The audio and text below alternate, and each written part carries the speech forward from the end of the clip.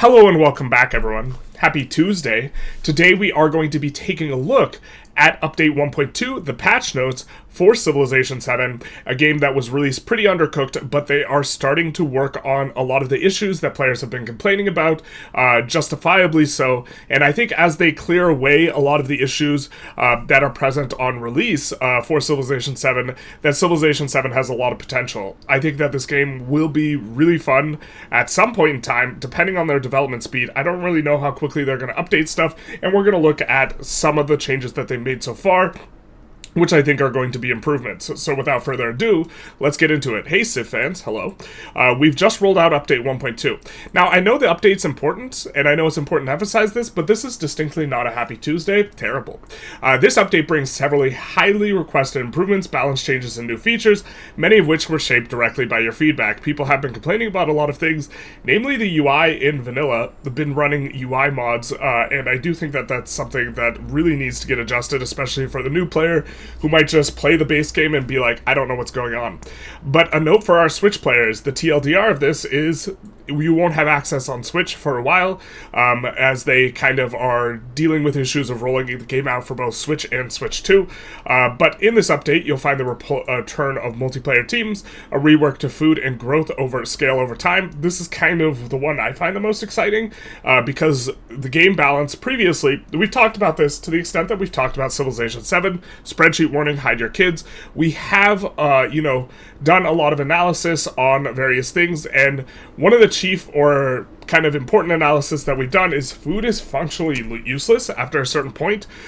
You hit this wall where it's going to take an enormous amount of turns to grow, like 60 turns, 70 turns, and at this point, functionally, food is actually just stone useless. The use of food is getting a growth event so that you can get more yields from an additional pop.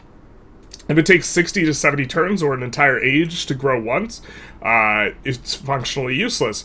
And you hit this wall fairly early. And so I do think that this is going to be an important one if you want food to be a yield that people care about, and I think that you're trying to have some sort of tripedal balance where you care about food, gold, and production, then food needs a buff. But okay, continuing on, significant updates to resources and more. More being our personal favorite. We've highlighted the biggest changes in the feature spotlight section below, and further down you'll find the full notes covering addressed issues, AI improvements, UI polish, etc., and several more changes under the hood. Very excited to kind of see the UI polish in-game once we get to that, but let's continue. If you read our check-in, you also already know this is part of a bigger development roadmap. Update 1.2 sets the stage for a lot of what's coming next, especially if we continue to refine the core systems, improve the UI pacing, and support the game with many ways to play. I think the UI one is going to be particularly important. Very excited that one of the bigger modders for Civ 6 and also Civ 7, one of the guys who is doing or was doing a lot of the UI mods, was actually picked up by Fire Access. They hired him. It was Sukertat. I don't know if that's pronunciation's correct, but that is going to be good. We'll keep listening and adjusting as we go, so keep sharing your thoughts. We kind of will. And so just to kind of quickly go into the thing that they have for... Oh, they don't have an infographic. Okay, never mind. I thought they would have a quick infographic for the check-in, but let's go to the feature spotlight here. Updates to resources. Big updates have been made to the resources in Civilization 7. Let's start with the 10 new resources we've added in 1.2, including mangoes. We love mangoes, clay, flax, rubies, rice, and limestone. Now, if you played Civilization, you know that rice is indeed nice, but we will also be getting tin, llamas, and hardwood, and wild game. All of these can appear in the Antiquity Age or Exploration Age, and rice, tin, limestone, rice, limestone, tin, llamas, and hardwood appear in the modern age. These new resources come with their own effects, as well as one new narrative event for each. Very cool. In addition, we will have to review these resources and add them to any kind of, tier list that we have kind of cooking up.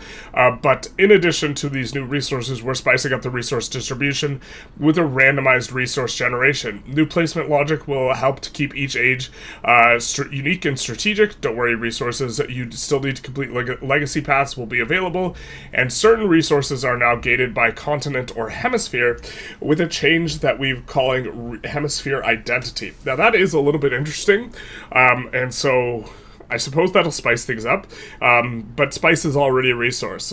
So let's continue on. This update, it's a cloves. Cloves is a spice. The update also reimagines how treasure resources work. They're no longer just for treasure fleets, but passive bonuses to your empire, and are more clearly divided between homelands and distant lands, with unique icons and tooltips to make their roles clear. We've expanded the list of treasure resources too, including horses, furs, and rubies. I read rabies. That's no good if you have it. If you think you might have rabies, go see a doctor. That'll be a bit interesting. I hope that they rebalance treasure fleets specifically, because the exploration age, in terms of like min-maxing it, it's just like feels horrible, because everything just hinges upon your ability to get treasure fleets fast enough, and it's just really, really difficult to get enough points fast enough. And so if this is indicating a rework of that mechanic, that would be quite nice. Finally, we've made some balance changes to existing resources, like making dyes more potent for happiness. I already thought dyes were kind of good.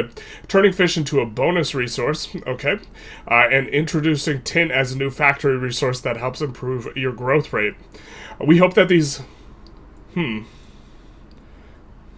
Is this turning fish into a bonus resource in the modern age? That's what this must be. And then tin is the thing that improves your growth rate instead, because it's used in canning. I suppose this is the logic. Okay, we hope these updates bring some flavor and strategy to resource management, with more improvements and additions to resources in the work, including improvements to the resource screen itself. Also, a little hint about what's to come from the devs. About what's to come. Aren't you a developer? Isn't everything a hint from you from what's to come? Or are you a community manager? These updates will lay some grounded work aimed at expanding the multiplayer count in Antiquity Age, player count in Antiquity Age, and enabling distant land starts in all ages in a satisfying way. Distant land starts will be really powerful, because you'll have disproportionately more land, but more on that in the future. But how about in the past? Why didn't you tell us before? Okay. Here we see one more turn, allowing you to play beyond the end of the game, which is, of course, a classic. That has been something that, every Civ player has been... Bro, that's just like part of the game, man. We know you've been waiting for this. Endless play is here. Now players will have the option to play one more turn during single-player games at the end of the modern age, so you can continue on. At this point in the game, a victory has already been won, so all other victories will be disabled during this game, and the age progress indicator will turn into an infinity symbol. However, you can still complete steps for other victories, get cinematics, and experiment with your empire. If you wish to just see things play out, you'll even be able to grab Legacy Path achievements if you already haven't. If you choose to end your endless game, you'll do so by selecting no more turns in the game menu. Interesting that they have you selected in the menu, but I suppose that makes some sense. And here we have food and growth rebalance. One of the things we're so frustrated about is the overall growth, and if we take a look here, they're showing us, very importantly, the number of turns to growth. And if we take a look at this, we are going to see 30 turns at size 5, 34 turns size 9, 23 turns size 15, I think this is the next age, 11 turns size 22, I think that's in the modern era, and that's actually... Are they showing us each era here? We have size 15, 23, and so they must be showing us 11 turns in the modern era, 23 in the exploration era, but they're not really showing us the end of the age now, are they? We heard you loud and clear on this one. Food and population growth needs some dev TLC. Yeah, food is freaking useless. I understand that they were trying to make... population somewhat gated by age, but what they do when a consequence of this is that any bonus that gives food just feels stone awful. The old systems for food had some growth bottlenecks, making it much less valuable yield compared to science, production, culture, etc. You don't say. So in our analysis here, when we were trying to think of relative value of stuff compared to each other, we had food at the value of maybe a quarter of gold in the Antiquity Age and an eighth of gold in the Exploration Age. And we won't go into this. We do have explanation videos for some of our analysis that we've done in these related to buildings, but food is just stone awful, because what it does is it helps you grow and get more yields up to turn 7, and then it just shuts off doing anything. So the fact that it's going to be improved is a huge one for rebalance, because now any sort of bonus that is related to food, if they buff it enough, is going to feel good. So in update 1.2, we've reworked the underlying food mat to make food a more reliable and rewarding yield across the entire game. We've removed the hard cap that used to block growth when gaining food, and changed the way that growth scales. Instead of following a cubic formula where costs ramped up fast, we've switched to a quadratic curve, meaning your settlements will still slow down as they get larger, but the pacing should feel more natural. We got to get our hands on the exact equation. If you know it, please comment below. But currently, as it stands, there's a flat modifier, which is just like what you need in terms of the math. Every growth event will cost at least 30 food. There's a scaling modifier, so this is linear, so this will be added the scaling times the number of growth events you've had.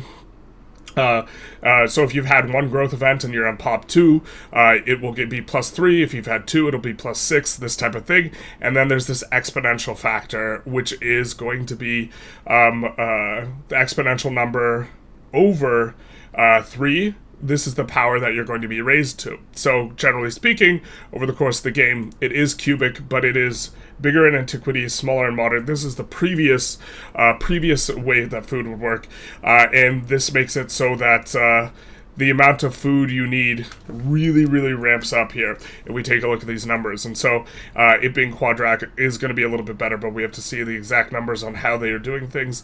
In a few bullet points here are the impacts that you'll see and feel with this update. Food-focused strategies are finally viable all game long. Food-focused civs and leaders, looking at you, Pachakudi, will feel stronger and more fun to play. Yeah, this actually I think was like just stone the worst leader, because and Inca was probably the worst civ, because both were very food focused. AI behavior has improved since now they can leverage high food starts and avoid bottlenecks that used to limit their expansion. You may even find the need to turn your difficulty settings down a notch. Okay. Thanks for all the feedback on this, and let us know how this change feels. I very much doubt that the AI on Deity is so incredibly weak that I think that, I mean, if you understand what's going on and how to allocate resources effectively, like this type of stuff, I don't mean to say that, okay, once you've reached a certain level of understanding with the game, there's like no amount of like variance really that makes the AI just kind of run over you, in my opinion, which is not the case with previous iterations of Civ. And by the time you hit the exploration age, the AI just functionally is too far behind. And especially in the modern age, which makes kind of modern analysis a little bit trivial / strange to do. But continuing on, we have multiplayer teams.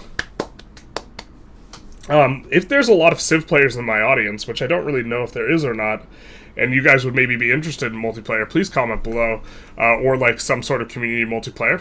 Multiplayer teams are officially back in multiplayer, *. You can now play co-op with a friend, or have a showdown with multiple teams facing off against each other. Here are some details. Teams share visibility with each other, along with relationships, war status, alliance status, and with other leaders. Cool. When one player wins a victory, the whole team wins. Teammates can perform diplomatic actions with each other, with the exception of espionage actions. That seems reasonable. And a couple important things to note. Unlike past Civ games, teams don't share tech or civic progress. We wanted each leader to feel unique and fully playable, even when you're working as a team. This applies to Legacy Path progress. It's still your own personal endeavor. We hope our multiplayer fans enjoy this feature, and we're excited to hear how it feels in practice. Keep the feedback coming in. Man.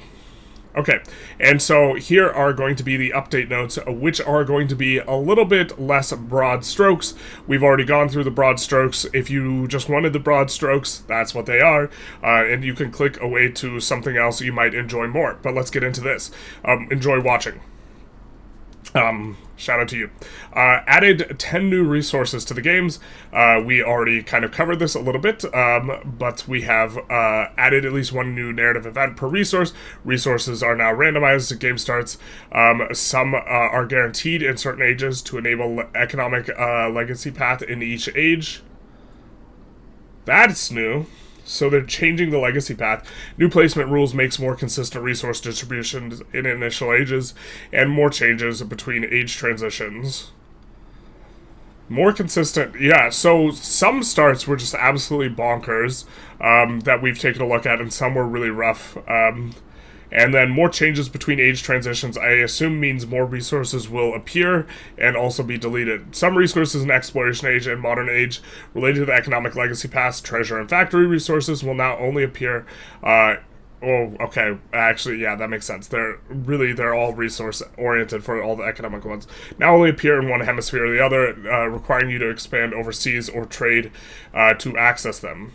Treasure resource updates. Treasure resources now have passive effects on your empire in addition to creating treasure fleets when improved in coastal settlements and distant lands. We wanted to make these resources worth improving and protecting, even if you didn't grab treasure fleets, even if they didn't grab your treasure fleets in your homelands. Horses, furs, and the new reboots resource are treasure resources now. Horses are treasure resources. That's kind of curious. And will create treasure fleets when improved in coastal settlements and distant lands. Gold, silver, cocoa, spices, sugar, and tea will continue to be treasure fleet resources.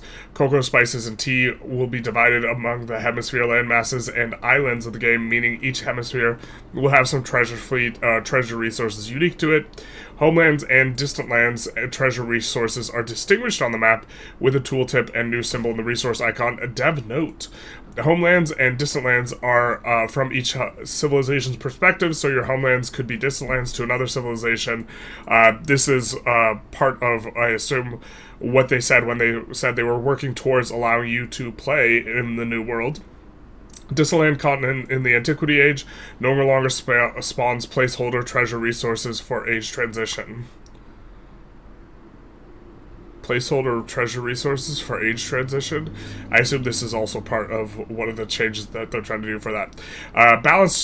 Resource balance change. Dies give +4 happiness instead of +3. I think that this is... Wait, +3... I thought that they... Oh, no, okay, yeah. This is in Antiquity specifically. Yeah, I think that, generally speaking, happiness is not that valuable in Antiquity. If we come to our spreadsheet, we can see what we had valued it as relative to other stuff. We saw it was worth around 1.5 gold, and then it gets more valuable in later ages. In particular, I don't really think dyes was, like, the worst resource, though. I just think that... Yeah, it wasn't very good. Okay, let's continue. Fish is no longer a factory resource, it's a bonus resource with the effect of +6 food in settlements, and plus with a port, +3 in any other settlement, and of course being replaced by tin for the growth that will be given, picking up the slack there. We like the boosted growth rate as an effect, but not the numbers or scale that Fish was granting, and I get it, scale that Fish was granting. Fish was... not applying the number correctly, really. Map generation. Improved coastal erosion on continents. Continents Plus, Continents Shuffle, and Terra Incognita maps help to break up the coastline a little bit more, especially closer to the poles. Yeah, this map generation looks so much better than, you know, the right angles cubic that was kind of available to us on release. That just felt really awful. Yeah, this looks much better. Gameplay AI. AI players will no longer build navies when playing on an archipelago map type. Now build larger navies, rather. AI players will no longer pick city-state bonuses that have already been chosen by another player. You mean to say that they could pick a bonus and not get it or something like that? Or they just stylistically won't do this. Improved how AI land units handle attacks from hostile naval units. Man, this is a huge one because Stone had no idea how to address or approach naval units, and so if you were fighting someone on a river, it didn't matter if it was deity, you just needed to send a couple boats in, and they would just absolutely flub their approach to handling the fact that you're fighting with boats against their land units.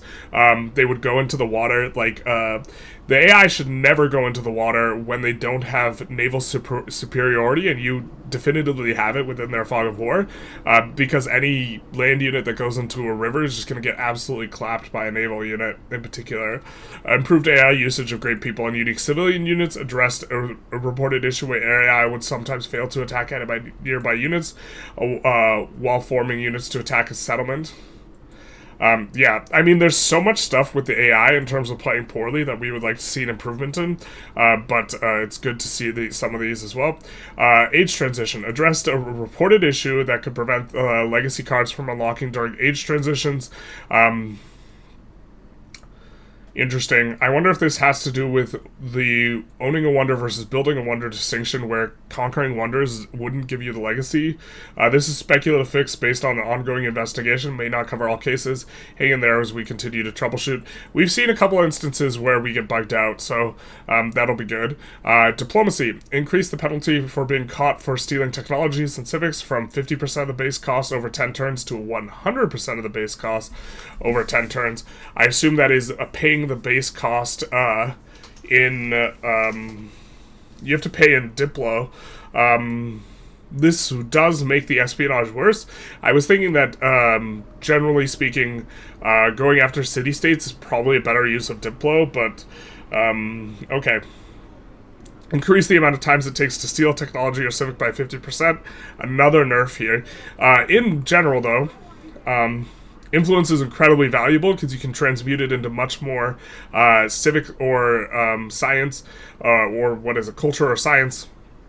And so this is a very significant nerf to the extent that you could do that there.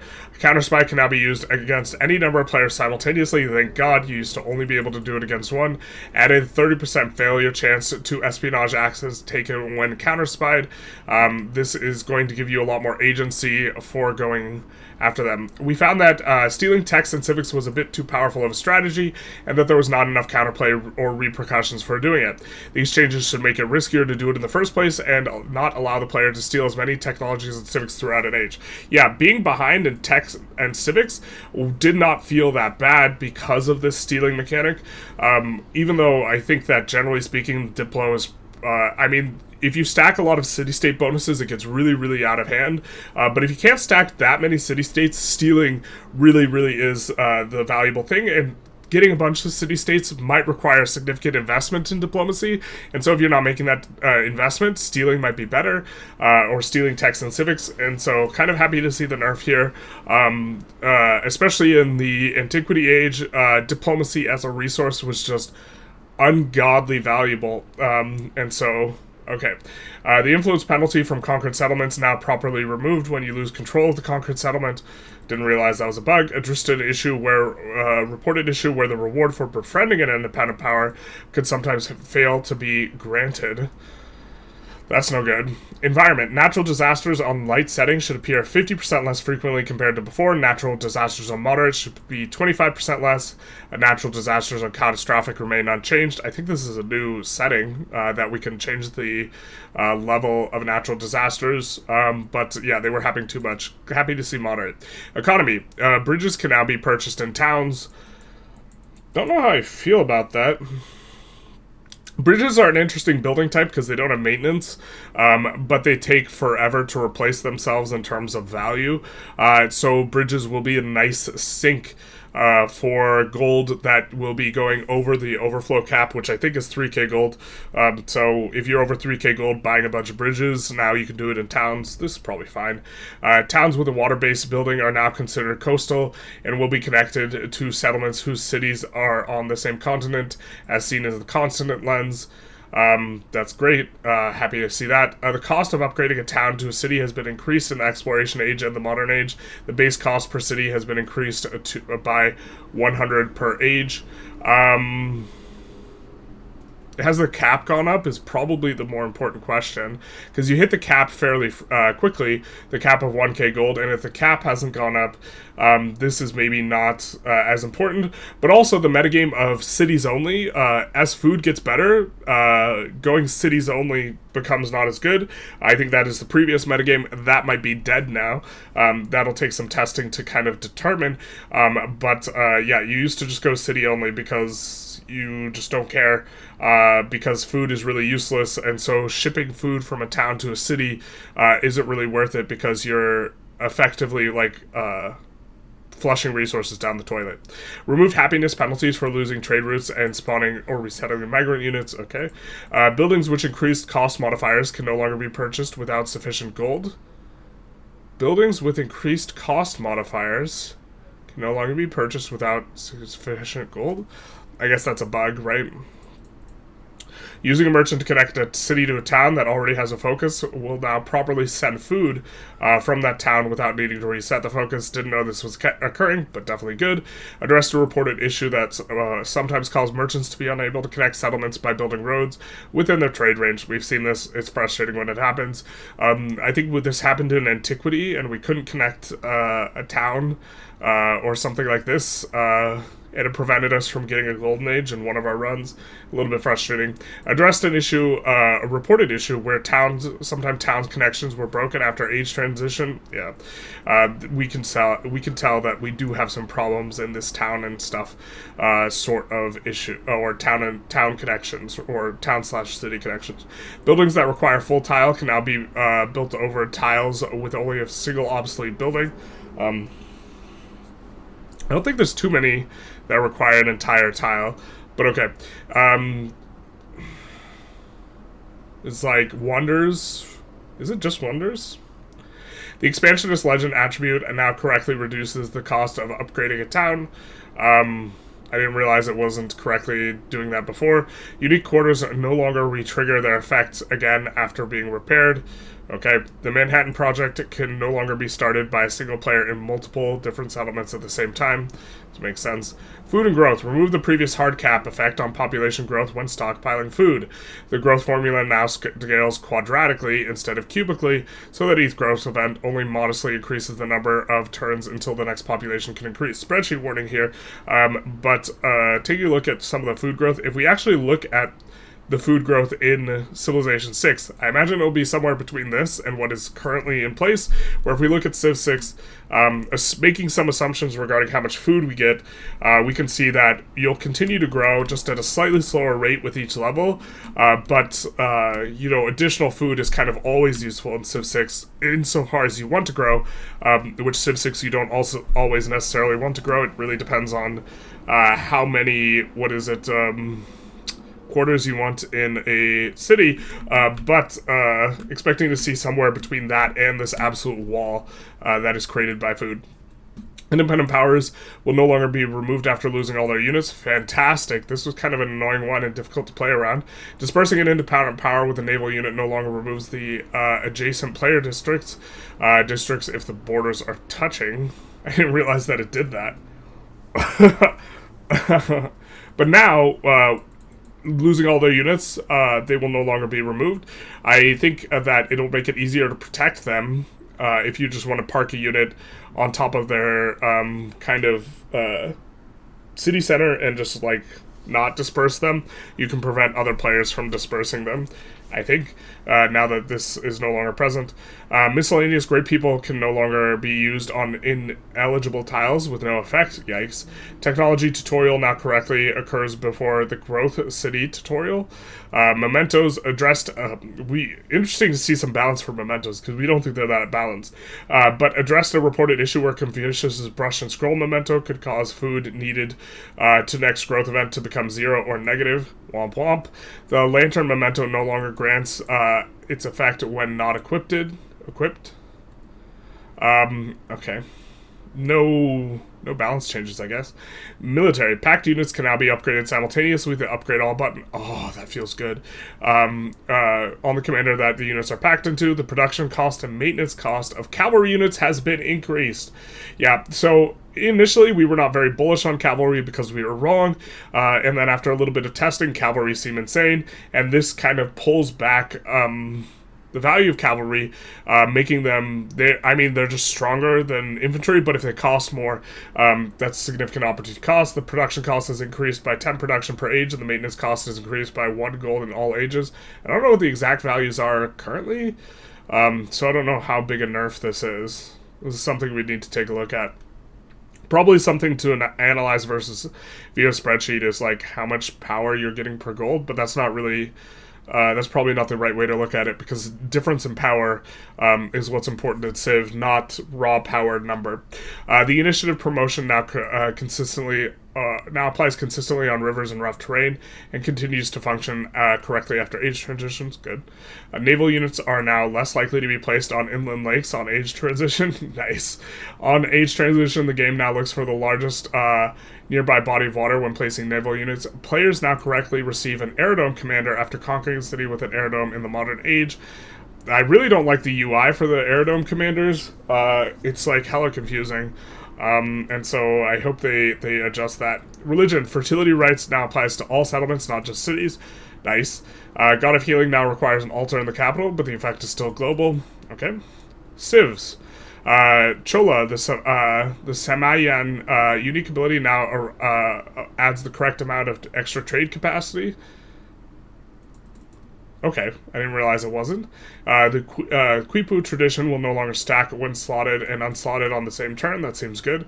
Addressed an issue when using Mexico's great person, Jose Maria Morelos, on a commander that could result in the units disappearing from a map. Yikes. Prussia, settlements now only use Prussian names. Okay. UI, new features, and this is one we are hoping to see. Yeah, we're seeing a lot of changes in here. I guess we'll go through some of them, but a lot of these changes you kind of have to see them to like understand what's going on. So let's take a look. We have new UI features. These are going to be the most important. Added research queuing, thank God. So that a locked tech or civic can now be selected to automatically queue the techs or civics needed to unlock the selected one fastest. Added repair all, nice, to the production purchase menu when there are multiple tiles that need to be repaired. Purchasing will instantly repair everything, and selecting the production will add all to the queue. Sure, okay. Added a high... I mean, this is great because the UI for this was just really frustrating in general. Especially even if you already knew what was going on, it like was a lot of clicking and going back and forth because you'd have to go to like repair, go to buy, repair something, and then it would switch you back to production, so you'd have to go back to buy and then buy it repeatedly. Added a highlight on tiles when a grid person is selected to indicate where they can activate their ability. Fantastic. Alignment and spacing. This is kind of a small QOL thing. We'll skip this, but they have been making adjustments. Civilopedia has had some issues, but it looks like they are updating some of these. We see that most of the updates are for historical accuracy. That seems fine enough. Added explanations for default terrain modifiers. This seems also good. Controller specific. We're not playing with the controller. We're using a mouse and keyboard. We're going to skip this. And then general. Text and civics will now show if a wonder is already built or unlocked by the player. This is good. Addressed a reported issue where the player was able to open the challenges menu infinite times, causing overlapping and freezing. Okay. Addressed an issue in diplomacy where options were unavailable to be interacted with when selecting leaders or independent powers during the Antiquity Age. Added a new icon to treasure resources. This is nice. Treasure resources in distant lands that will generate treasure fleets have a unique version of the icon to help you distinguish between treasure resources that will generate fleets for you, because you will have treasure resources domestically that will give you bonuses, but not treasure fleets. Okay. City banners now correctly display when the player interacts with the city banner or the production during gameplay. I hope they fix the towns saying that they're growing when they're not. The exploration age tutorial can now be bypassed. Fantastic. You can now place a building or in the building placement menu after selecting Tell Me More. The health bar of units no longer turns red in the unit panel after viewing a damaged unit of the same type during gameplay. Building information is displayed correctly when repairing an improvement. Scrolling now only controls the reliquary beliefs when founding a religion. A little bit of UI in here. But I think that we're not seeing anything too crazy. Town's yields now change properly after changing the town focus.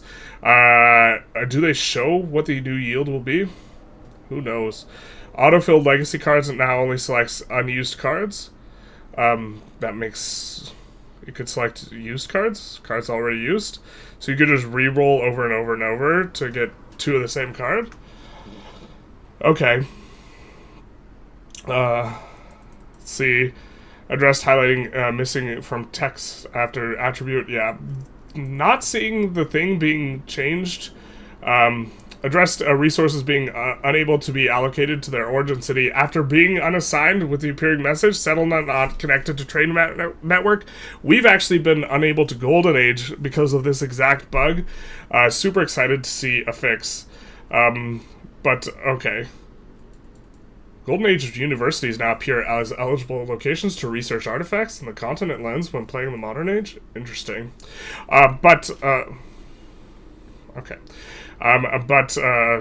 Disappointed to not see in there that towns will, as it stands, or before this patch, towns would say they're growing even when you select a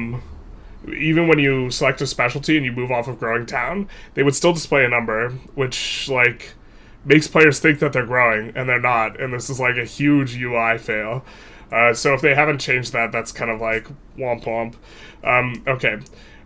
For notifications, reduce the frequency of town specialization available notifications. I think this was happening with every growth event.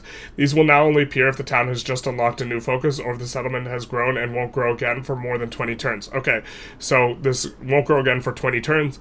It will only notify you if it's not experiencing growth events that quickly. But, okay. Tooltips. Added an estimated number of turns until the next phase of crisis in the social policy screens. Cool.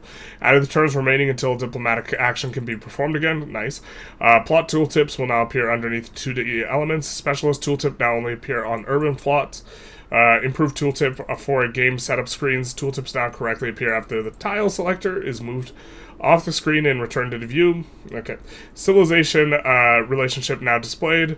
Tooltips now appear correctly when viewing buildings and city details breakdown menu. Tooltips now correctly display the player's unit name when hovering over them over the map. That doesn't sound like they changed kind of the thing we cared about. Maybe we just accidentally missed it. But if towns are still showing that they're growing when they're not, that's like, bruh. Okay. Some narrative stuff was changed / added in terms of being fixed / showing better in the UI. We won't go over these individually, but they are there. And they fixed some audio stuff. Sounds good. And then for platform-specific issues, we care about if it is on the PC, which we don't see any changes here, and so we will skip over that. And so that's kind of been our rundown here of 1.2. Excited to get into game and kind of see just how good / bad food is. If food is real good, that dramatically changes the balance of things, because food is stone useless right now, and so when we're evaluating like which civs are any good, that makes a huge difference. Coming over to our spreadsheet real quick here. Like, for example, we have, like, a tier list for antiquity civs. One of the reasons why, like, Kumai and Mississippi score so low, although Mississippi, after a little bit of play, it probably should be a little bit higher, because they're really good at generating gold, and at the time we did this tier list, we didn't fully appreciate how good they were at generating gold. But the point is here, the food being a lot more valuable, these civs get a lot better, and so they will be kind of pumped up into the mix quite a bit more. And so Carthaginian too, because their unique building generates food. If food's good, that really helps them a lot. But we have like weightings for things, and one of the things we weighted relatively low was food, like how good you are at producing food. And if we increase the weight of this here, and let's say we think food is really good and we increase it to 1.5, you can see that Kumai and Mississippian will jump up quite a bit. But not only that, like the value of being really explosive and generating food quickly is a lot more valuable when it doesn't fall off, because getting out in front and growing quickly is really nice, and the fact that it's not going to fall out is going to kind of, this is the change we're excited about from the gameplay as like a strategic decision-making simulation, because now it's not brain dead kind of, or now we hope it's not a brain dead, we avoid food at all costs type of heuristic because it's kind of useless, and instead we need to think a little bit more about food and how good or bad it's going to be. But I hope you enjoyed. If you did, please feel free to like, comment, subscribe, do the YouTube algorithm thing, hit the notification bell, etc. And other than that, have a good one. Bye-bye now.